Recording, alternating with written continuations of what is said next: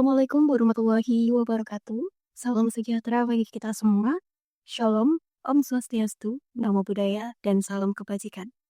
Selamat siang teman-teman semua. Puji syukur kita panjatkan kepada Tuhan Yang Maha Esa, karena atas karunia-Nya kita dapat berkumpul di ruang fokus group discussion ini. Kami mengucapkan terima kasih kepada Yang terhormat Bapak Raharjo SPD MSc, selaku fasilitator mata kuliah PPKN, atas kesempatan yang diberikan kepada kami untuk membentuk tim diskusi yang nantinya akan membuka wawasan kami pada topik pembahasan kali ini. Perkenalkan, saya Fani Ramahayati selaku visionaris strategis atau bisa disebut dengan moderator yang akan memandu diskusi ini, dan juga teman-teman lain yang memiliki peran sebagai berikut. Yang pertama, Fatimah Kendasari selaku Chronos Keeper atau bisa disebut dengan notulen sekaligus timekeeper yang akan mengingatkan kita tentang waktu dan membantu memastikan setiap topik dibahas dan dicerna sesuai dengan waktu yang telah ditentukan.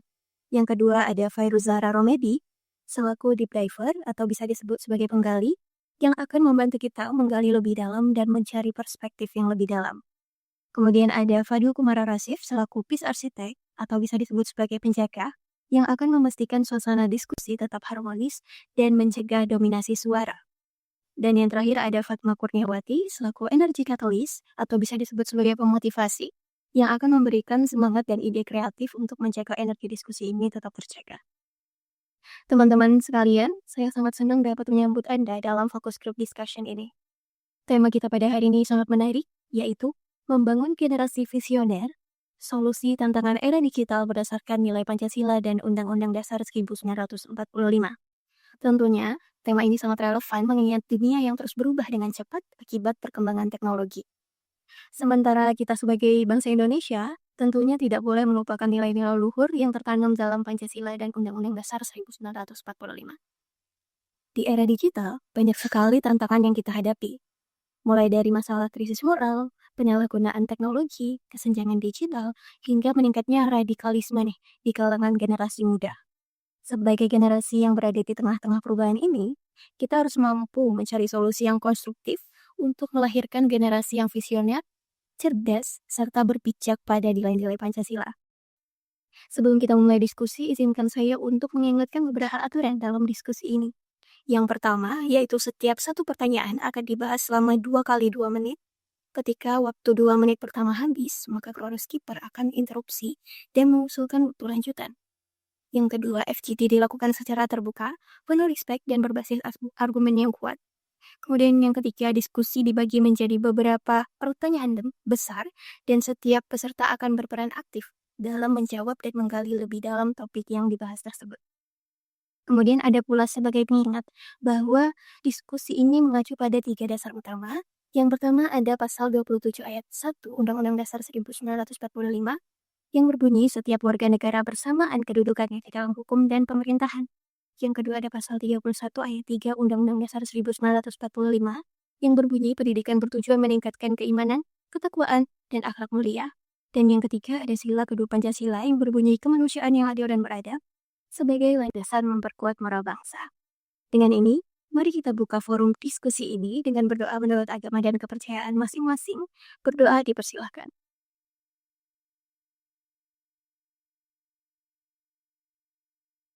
Berdoa dicukupkan. Baik, memasuki pertanyaan yang pertama teman-teman, yaitu mengapa kita perlu menjadi warga negara yang cerdas dan baik? Apa sih untungnya bagi kita? Dan bagaimana apabila orang lain tidak peduli untuk menjadi warga negara yang cerdas dan baik? Kesempatan berbicara pertama akan saya persilahkan kepada deep diver untuk memulai. Kepada deep diver, dipersilahkan. Baik, terima kasih visionary strategis atas waktunya. Menurut saya, menjadi warga negara yang cerdas dan baik merupakan hal yang sangat penting. Namun, seorang warga negara yang cerdas tidak hanya memiliki pengetahuan yang cukup mengenai hak dan kewajiban mereka, tetapi juga mampu berpikir kritis dalam menghadapi berbagai tantangan. Nah, kecerdasan dalam konteks ini bukan hanya berkaitan dengan pendidikan formal, namun juga terkait dengan pemahaman yang mendalam mengenai isu-isu sosial, politik, dan ekonomi yang terjadi di negara kita ini. Cerdas dalam hal ini juga mencakup kemampuan untuk memilih pemimpin yang baik, berpartisipasi dalam kegiatan sosial, dan mengembangkan pemikiran yang positif untuk menciptakan kemajuan di negara ini. Jika kita sebagai warga negara menjadi warga negara yang cerdas dan baik, maka kita akan menciptakan lingkungan yang lebih adil dan juga beradab. Namun di sisi lain, jika orang lain tidak peduli untuk menjadi warga negara yang cerdas dan baik, kita akan dihadapkan masalah-masalah seperti ketidakadilan sosial, penyalahgunaan kekuasaan, dan juga potensi konflik yang lebih besar lagi. Maka dari itu, penting bagi kita untuk memupuk sikap peduli terhadap negara dan sesama. Begitu. Wah, menarik sekali nih pendapatnya dari Deep Diver. Anda menyebutkan bahwa pentingnya berpartisipasi dalam kegiatan sosial dan memilih pemimpin yang baik nih. Baik, untuk pendapat kedua, saya ingin mendengar dari Pis Arsitek. Bagaimana Anda melihat peran kesadaran sosial dan kepedulian terhadap negara dalam membentuk kualitas kewarganegaraan yang baik di era ini? Kepada Pis Arsitek dipersilahkan. Baik, menurut saya untuk menjadi warga negara yang baik dan cerdas, kita harus memahami dan mendalami nilai-nilai yang terkandung dalam Pancasila. Misalnya, sila pertama ketuhanan yang Maha Esa, mengajarkan kita untuk hidup dalam kedamaian, saling menghormati dan menjaga kerukunan antar sesama.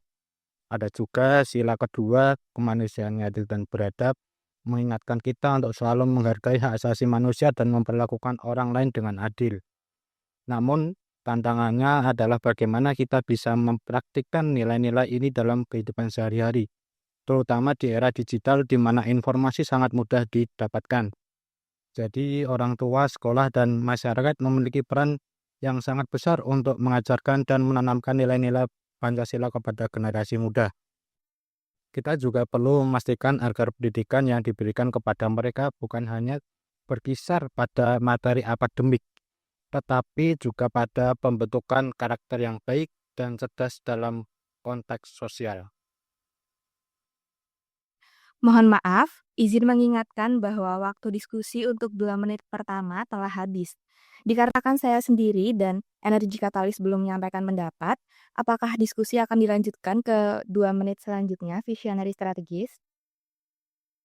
Baik, terima kasih atas ingatannya, Chronoskipper. Diskusi dipersilakan untuk dilanjutkan pada 2 menit selanjutnya.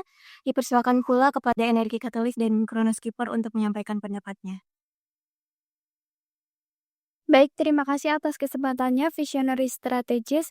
Saya sangat setuju dengan pendapat sebelumnya. Pendidikan karakter memang harus dimulai sejak dini dan dijalankan secara konsisten dalam kehidupan sehari-hari, baik itu di rumah, di sekolah, maupun di lingkungan masyarakat. Anak-anak muda perlu diberi ruang untuk belajar tentang nilai-nilai keberagaman, pentingnya keadilan sosial, serta bagaimana menghormati dan menerima perbedaan. Mereka juga perlu diajak untuk terlibat langsung dalam kegiatan sosial seperti gotong royong atau aksi kemanusiaan, agar mereka memahami arti empati dan tanggung jawab terhadap sesama. Dengan cara tersebut, mereka bisa tumbuh menjadi pribadi yang lebih terbuka, peduli, dan siap menghadapi berbagai tantangan di masyarakat.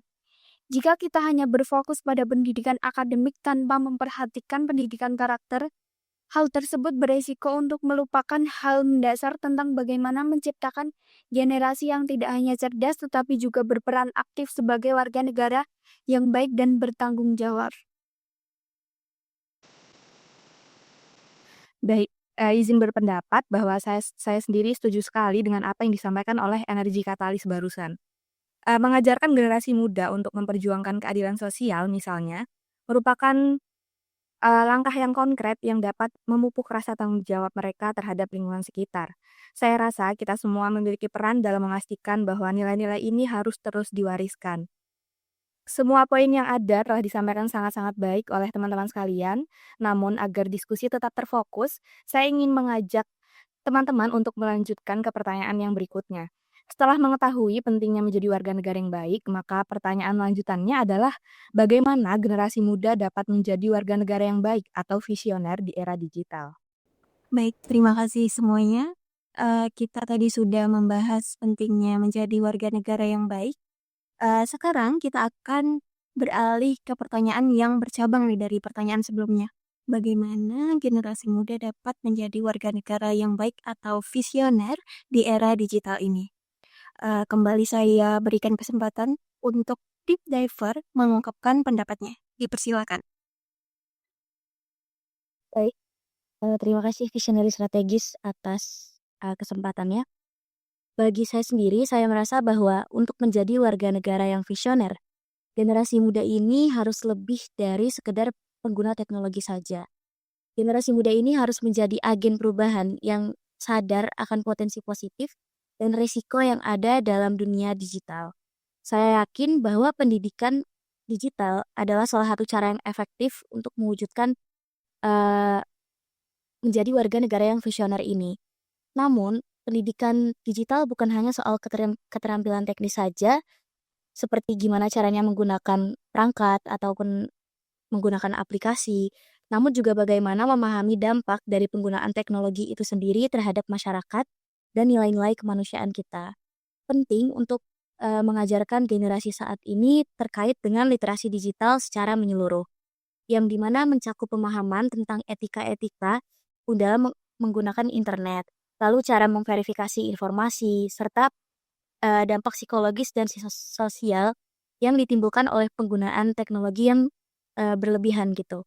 Nah, salah satu contoh pentingnya literasi digital adalah gimana anak muda ini dapat dengan bijak memilih informasi yang mereka konsumsi di media sosial setiap harinya. Teknologi bisa menjadi pedang bermata dua.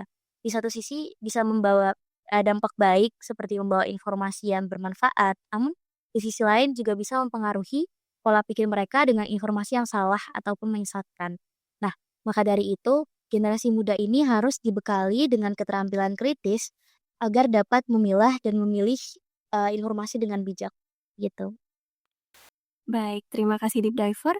Anda menyampaikan hal yang sangat penting ya, tentunya terkadang tuh kita hanya melihat teknologi hanya sebagai alat tanpa menyadari bahwa kita harus menggunakannya dengan penuh tanggung jawab begitu. Beralih ke PIS Arsitek, bagaimana menurut Anda mengenai peran pendidikan dalam menciptakan generasi muda yang tidak hanya terampil secara teknis, tetapi juga kuat dalam aspek moral dan etika? Dipersilahkan. Baik, saya sangat sepakat dengan apa yang dikatakan oleh deep diver. Untuk memperkuat literasi digital, kita harus menanamkan nilai-nilai moral yang terkandung dalam Pancasila. Khususnya sila kedua, kemanusiaan yang adil dan beradab. Dengan memahami nilai-nilai ini, generasi muda tidak hanya tahu cara menggunakan teknologi dengan benar, tetapi juga bagaimana menggunakan teknologi untuk menciptakan dampak positif dalam kehidupan sosial mereka. Pendidikan formal dan informal harus berjalan beriringan. Di sekolah, misalnya, kita bisa memperkenalkan pendidikan karakter yang berbasis pada Pancasila yang mengajarkan nilai-nilai kemanusiaan, kebersamaan, dan persatuan. Selain itu, menurut saya, keluarga juga memiliki peran yang sangat penting dalam menanamkan nilai-nilai moral ini. Orang tua dan keluarga adalah pendidik pertama bagi anak-anak. Jika keluarga mengajarkan pentingnya menghargai perbedaan, menghormati hak orang lain, dan menggunakan teknologi dengan bijak, itu akan sangat membantu generasi muda dalam menghadapi tantangan digital. Pendidikan tidak hanya berbicara tentang kurikulum, tetapi tentang pembentukan karakter yang baik dan beradab. Mohon maaf teman-teman semuanya, demi menciptakan diskusi yang lebih efisien, izin mengingatkan bahwa waktu 2 menit pertama untuk pertanyaan kedua ini telah selesai. Dikarenakan saya sendiri dan energi katalis lagi-lagi belum menyampaikan pendapat, saya tawarkan bagaimana visionary strategis apakah akan dilanjutkan untuk kedua menit selanjutnya. Baik, terima kasih. Diskusi dipersilakan untuk dilanjutkan pada 2 menit selanjutnya.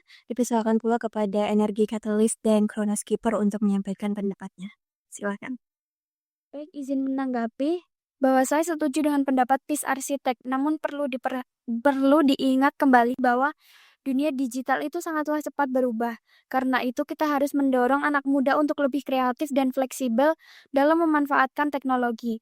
Misalnya kita bisa melibatkan mereka dalam proyek-proyek sosial berbasis teknologi, di mana mereka bisa langsung untuk melihat bagaimana teknologi dapat digunakan untuk hal-hal yang positif. Contohnya, mereka bisa membuat aplikasi yang mendukung keberagaman atau menjalankan kampanye sosial untuk meningkatkan kesadaran tentang isu-isu yang berada di masyarakat. Saya percaya bahwa generasi muda mempunyai semangat yang besar untuk membawa perubahan. Yang perlu kita lakukan adalah memberikan mereka ruang untuk berkarya dan memberikan alat yang mendukung untuk mereka berinovasi. Tentu saja semua itu tetap harus dilandasi oleh nilai-nilai luhur Pancasila agar tujuan yang dicapai itu sesuai dengan prinsip kebaikan bersama. Baik, menurut saya sendiri terkait pertanyaan kedua ini, kita harus berhati-hati agar generasi muda ini tidak kehilangan jati diri mereka hanya karena sebuah kemajuan teknologi. Kita bisa mengintegrasikan nilai-nilai lokal dalam konten-konten digital masa kini, seperti seni dan budaya untuk memperkaya identitas bangsa. Misalnya, menggunakan media sosial untuk memperkenalkan seni tradisional atau cerita-cerita rakyat dalam bentuk yang lebih menarik. Sehingga cerita-cerita rakyat ini yang dibentuk dalam lebih menarik tadi dapat diakses dengan lebih mudah oleh generasi muda saat ini. Ini adalah salah satu langkah yang efektif untuk menjaga akar budaya kita. Luar biasa teman-teman semuanya, semua poin yang disampaikan tadi sangat-sangat menarik dan sangat-sangat baik sekali. Saya ingin melanjutkan ke pertanyaan yang berikutnya. Kita tahu ada banyak permasalahan besar yang harus kita hadapi, dan salah satunya adalah kesenjangan keadilan sosial di Indonesia. Bagaimana kita bisa mengatasi permasalahan ini? Baik, terima kasih Kronos Kipet dan teman-teman semua. Berbicara tentang kesenjangan keadilan sosial nih. Masalah ini tuh di Indonesia merupakan isu yang sudah berlangsung lama ya sepertinya. Dan dampaknya sangat terasa nih di berbagai sektor. Saya ingin bertanya kepada Deep Diver, apa solusi yang Anda pikirkan untuk mengatasi kesenjangan keadilan sosial ini? Terutama dalam konteks pemberdayaan masyarakat dan pemerataan akses terhadap layanan dasar seperti pendidikan, kesehatan, dan ekonomi. Kepada Deep Diver dipersilakan. Terima kasih visionary strategis atas kesempatan yang diberikan lagi. Saya merasa bahwa solusi utama yang terpikirkan terkait dengan masalah kesenjangan sosial adalah dengan meningkatkan pemerataan akses pendidikan dan kesempatan ekonomi bagi seluruh lapisan masyarakat. Salah satunya mungkin bisa dimulai dengan program pendidikan yang lebih inklusif, di mana anak-anak dari berbagai latar belakang ekonomi dan sosial bisa mendapatkan pendidikan yang berkualitas tanpa memandang status sosialnya. Nah, hal ini itu tentu membutuhkan perhatian yang khusus dari pemerintah dalam hal anggaran pendidikan dan kebijakan yang mendukung akses pendidikan yang lebih merata ini. Selain itu, kita juga kita juga perlu memprioritaskan pembangunan infrastruktur di daerah-daerah terpencil agar masyarakat di daerah terpencil pun juga dapat memiliki akses yang lebih mudah terhadap layanan kesehatan, pendidikan, dan juga pekerjaan. Pemerintah harus bekerjasama dengan sektor swasta dalam menciptakan lapangan kerja yang lebih banyak dan lebih berkualitas lagi. Seperti itu. Wah, solusi yang sangat baik ya Deep Diver. Memang bahwa pemberdayaan masyarakat di daerah tertinggal itu harus menjadi prioritas utama. Kemudian beralih ke bis arsitek. Bagaimana menurut Anda peran negara dalam memastikan pemerataan kesejahteraan sosial ini agar bisa tercapai? Dipersilakan. Baik, menurut saya peran negara tentu sangat krusial. Negara yang memastikan bahwa setiap warga negara dalam tanda kutip tanpa terkecuali memiliki hak yang sama untuk mendapatkan akses kepada layanan publik yang baik, seperti pendidikan, kesehatan, dan kesempatan ekonomi. Oleh karena itu, kebijakan yang pro rakyat sangat dibutuhkan untuk menciptakan kesenjangan sosial yang merata. Selain itu, kita juga harus melibatkan masyarakat dalam proses pengembalian keputusan, agar mereka merasa diberdayakan dan terlibat dalam pembangunan sosial ekonomi. Mohon maaf teman-teman semua, dikarenakan waktu 2 menit pertama untuk pertanyaan ketiga ini telah habis, maka sedangkan saya sendiri dan Energi Katalis belum menyampaikan pendapat, apakah waktu dilanjutkan untuk 2 menit selanjutnya Visionary Strategis? Baik, terima kasih teman-teman. Diskusi akan dilanjutkan pada 2 menit selanjutnya. Dipersilakan kepada Energi Katalis dan Chronoskipper untuk menyampaikan pendapat. Baik, terima kasih atas kesempatannya, Visionary Strategis. Saya sepakat bahwa peran negara sangat penting, akan tetapi ada beberapa hal yang perlu diperhatikan, yaitu kebijakan pro-rakyat memang sangat diperlukan, tetapi kita harus memastikan bahwa intervensi negara tidak menjadi terlalu birokratis. Untuk itu, bisa memperlambat pelaksanaan di lapangan. Selain itu, penting juga untuk menjamin bahwa anggaran yang dialokasikan untuk pendidikan dan infrastruktur benar-benar dimanfaatkan secara efektif dan transparan. Kemudian di sisi lain, masyarakat juga perlu dilibatkan lebih aktif seperti yang disampaikan Visionary Strategis bahwa saya percaya pendekatan bottom up di mana masyarakat lokal diberi ruang untuk menyampaikan kebutuhan dan aspirasi mereka akan lebih efektif dibandingkan dengan kebijakan yang sepenuhnya ditentukan oleh atas. Oleh karena itu, selain memperkuat kebijakan dari pemerintah, kita juga harus memberdayakan komunitas agar mereka dapat berkontribusi secara aktif dalam pembangunan. Baik, terima kasih Energi Katalis. Saya izin melanjutkan pendapat saya.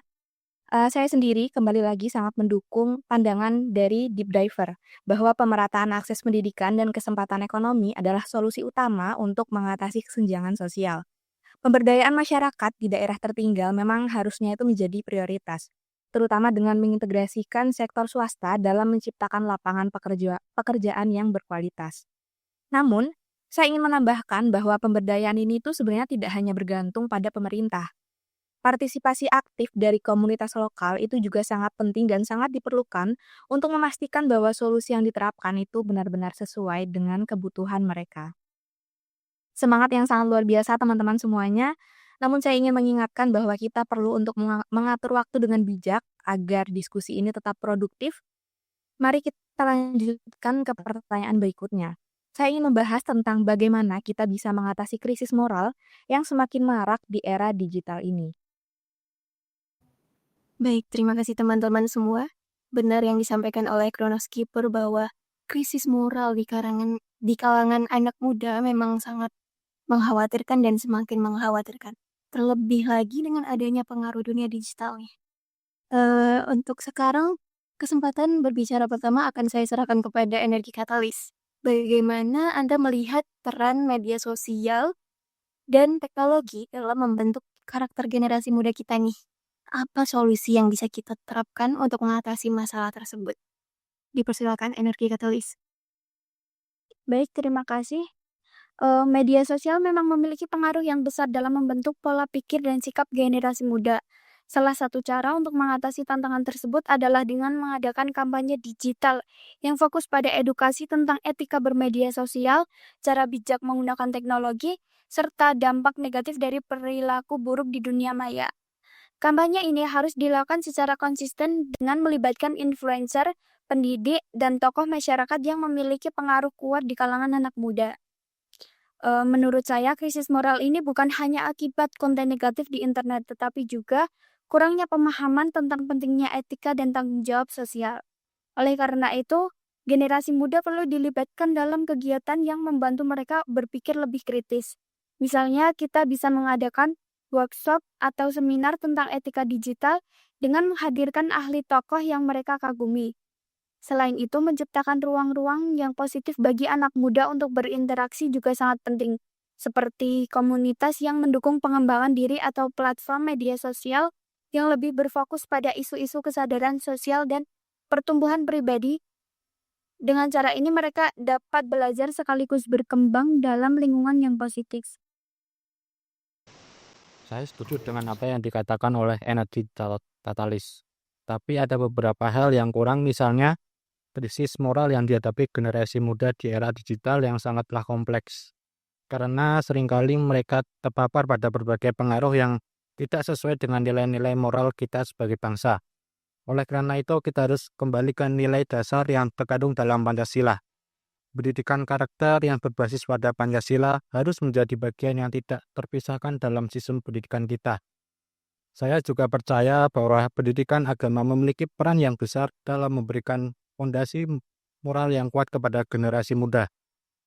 Selain itu, peran keluarga sangat krusial juga. Keluarga adalah tempat pertama anak-anak belajar tentang nilai-nilai moral dan bagaimana mereka seharusnya berinteraksi dengan dunia luar. Orang tua harus menjadi teladan yang baik, mengajarkan anak-anak mereka untuk tidak hanya beretika dalam dunia nyata, tetapi juga dalam dunia maya. Tanggung jawab ini bukan hanya milik sekolah, tetapi milik kita semua sebagai masyarakat. Sekolah, keluarga, dan masyarakat yang bersinergi untuk menciptakan generasi yang tidak hanya cerdas secara intelektual, tetapi juga berbudi pekerti. Mohon maaf teman-teman semua, izin kembali mengingatkan bahwa waktu 2 menit pertama untuk pertanyaan keempat ini telah habis. Sedangkan saya sendiri dengan Deep Diver belum menyampaikan pendapat kami. Maka apakah diskusi akan dilanjutkan ke 2 menit selanjutnya Visionary Strategis? Baik, terima kasih semuanya. Diskusi dipersilakan untuk dilanjutkan pada 2 menit selanjutnya. Dipersilakan pula kepada Deep Diver dan Chronoskipper untuk menyampaikan pendapatnya. Baik, terima kasih Visionary Strategis atas tempat yang diberikan. Saya cukup setuju dengan pendapat teman-teman, namun saya ingin menambahkan sedikit bahwa di era digital ini selain memberikan pendidikan moral yang kuat, kita juga harus mengajarkan kepada generasi muda saat ini tentang etika berinternet dan tanggung jawab sosial yang datang dengan kebebasan berpendapat di dunia maya. Dunia maya tidak hanya menawarkan kebebasan, namun juga ada beberapa tantangan berupa penyebaran informasi yang salah, namun ujaran kebencian dan berujung ke cyberbullying gitu. Nah, dengan memberikan pendidikan yang komprehensif, generasi muda saat ini dapat belajar bagaimana caranya menyaring informasi secara kritis, berkomunikasi dengan santun, dan memahami batasan antara kebebasan berekspresi dan tanggung jawab sosial. Nah, hal ini sangat penting untuk memastikan bahwa mereka tidak hanya menjadi konsumen informasi, namun juga mampu menjadi agen perubahan yang positif di dunia digital. Seperti itu. Baik teman-teman, dari saya sendiri, saya izin mengingatkan hal yang tak kalah penting juga mengenai pertanyaan keempat ini, bahwa kita sendiri itu harus menanamkan kesadaran tentang dunia digital adalah ruang publik di mana tindakan mereka memiliki konsekuensi yang nyata. Jika ini dilakukan dengan konsisten, kita bisa membentuk generasi muda yang tidak hanya melek teknologi, tetapi juga bertanggung jawab secara sosial dan bermoral. Semua ide-ide dan pendapat yang disampaikan sangat-sangat mendukung dan sangat-sangat bervariasi sekali, dan kita perlu memberikan lebih banyak ruang bagi generasi muda untuk belajar dan berinteraksi secara positif. Agar pembahasan ini tetap berjalan dengan lancar, kita akan lanjut ke pertanyaan terakhir kita, yaitu tentang bagaimana melawan radikalisasi di kalangan generasi muda yang semakin marak. Baik, terima kasih teman-teman semua atas pendapatnya yang luar biasa. Tak terasa kita sudah beralih ke pertanyaan terakhir nih. Kita akan membahas tentang tantangan besar lainnya yang kalau kita bicarakan ini cukup serem ya teman-teman, yaitu radikalisasi yang semakin marak di kalangan generasi muda. Baik, kesempatan berbicara pertama akan saya berikan kepada Chronoskipper. Bagaimana menurut Anda cara-cara efektif untuk melawan radikalisasi di kalangan generasi muda, terutama di dunia digital? Dipersilakan. Baik, terima kasih atas kesempatannya, Visionary Strategis. Izinkan saya menyampaikan pendapat saya. Yang pertama, kita perlu mengetahui apa itu radikalisasi terlebih dahulu. Radikalisasi itu adalah masalah yang sangat serius, terutama di era digital yang memungkinkan penyebaran ideologi radikal dengan sangat-sangat cepat. Saya rasa, salah satu kunci untuk melawan radikalisasi adalah dengan mengedukasi generasi muda tentang pentingnya keberagaman dan toleransi. Pancasila sendiri dengan tegas mengajarkan kita tentang persatuan Indonesia dan kemanusiaan yang adil dan beradab. Untuk itu, pendidikan toleransi dan wawasan kebangsaan harus diberikan sejak dini. Namun, kita juga perlu melibatkan anak muda dalam kegiatan-kegiatan yang membangun rasa kebersamaan dan solidaritas. Misalnya melalui acara atau proyek-proyek yang mempromosikan kerjasama antar budaya dan antar generasi. Dengan melibatkan mereka dalam kegiatan-kegiatan yang memupuk rasa persatuan tersebut, kita dapat mengurangi kemungkinan mereka terpengaruh oleh radikalisasi. Baik, eee, saya cukup setuju dengan pendapat, yang disampaikan oleh groundskeeper. Selain pendidikan formal dan juga pendidikan informal, kita harus lebih banyak menyediakan ruang bagi generasi, muda untuk bersuara dan terlibat dalam diskusi-diskusi yang, akan membangun ke depannya. Nah, teknologi juga dapat dimanfaatkan untuk menyebarkan pesan-pesan perdamaian dan toleransi. Salah satunya mungkin dengan cara memanfaatkan platform media sosial untuk melawan narasi radikal dengan narasi yang lebih inklusif dan positif lagi, gitu. Izin menanggapi bahwa saya setuju dengan pendapat-pendapat sebelumnya.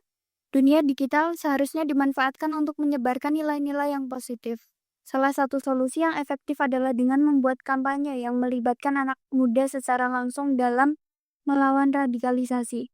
Misalnya melalui tantangan media sosial yang mempromosikan keberagaman atau konten yang menyadarkan mereka tentang pentingnya hidup rukun dan saling menghormati. Dengan cara tersebut, anak muda tidak hanya menjadi penonton tetapi juga menjadi pelaku aktif dalam menciptakan perubahan positif di dunia maya. Saya di sini juga ingin menambahkan bahwa selain menyebarkan narasi inklusif, kita juga perlu menciptakan lingkungan digital yang aman dan mendukung. Salah satu caranya adalah dengan mendorong platform media sosial untuk lebih proaktif dalam mengidentifikasi dan menghapus konten yang mempromosikan kebencian dan radikalisme.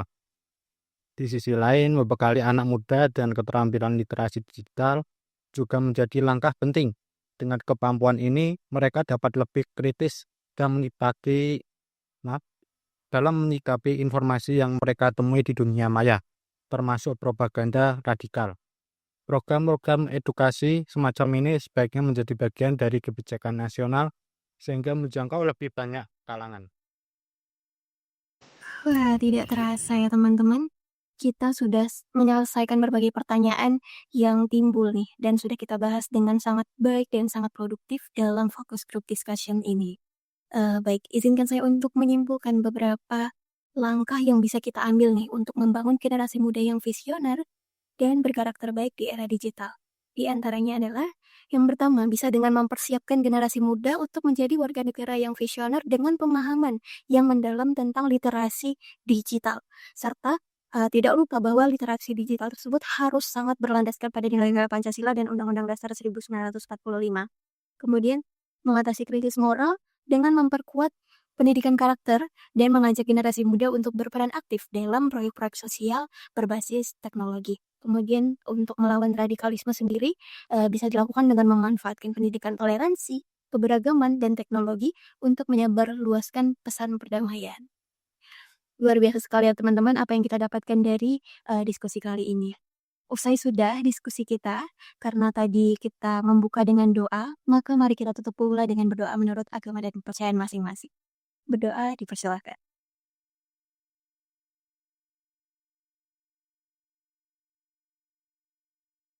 Doa dicukupkan. Teman-teman semua, semoga diskusi ini memberikan wawasan baru dan solusi konkret bagi kita semua, terutama generasi muda ya. Terima kasih sekali lagi atas partisipasi teman-teman semua. Dan semoga kita dapat terus bekerja sama untuk mewujudkan masa depan yang lebih baik nih bagi generasi muda Indonesia. Sekian saya tutup. Wabillahi taufiq wal hidayah. Wassalamualaikum warahmatullahi wabarakatuh.